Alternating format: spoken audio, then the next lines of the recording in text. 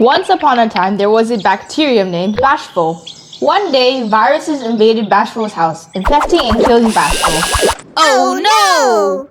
But then, armed with CRISPR, Bashful fought back and defeated the viruses. Hooray! I have CRISPR.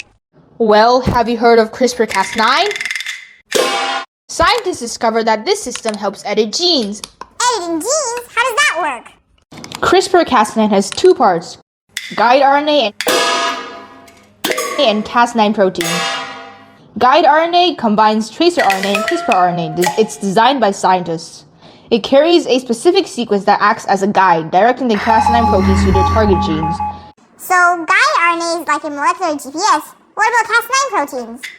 Once the Cas9 protein binds with the guide RNA and is positioned on a target gene, it can precisely cut the DNA.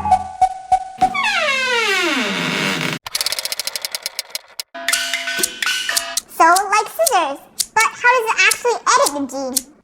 Great question. After cutting, the cell's repair mechanisms can try to fix the DNA, but scientists can knock out the gene or silence the gene, or they can introduce new DNA to the gene as well. That's like rewriting the code of life. Exactly. CRISPR Cas9 can perform these operations inside living cells, cutting DNA at different locations. Are there any risks? Editing DNA can result in unexpected changes in appearance, the development of superhuman abilities, or unpredictable mutations that can be passed on to future generations. You might wake up one morning with a different appearance in the mirror. That's scary. I want to fight viruses without undergoing these concerning modifications. What can I do? There is no right answer to that. It's a challenging dilemma. Do we keep unlocking new possibilities, or should we leave Pandora's box as it is?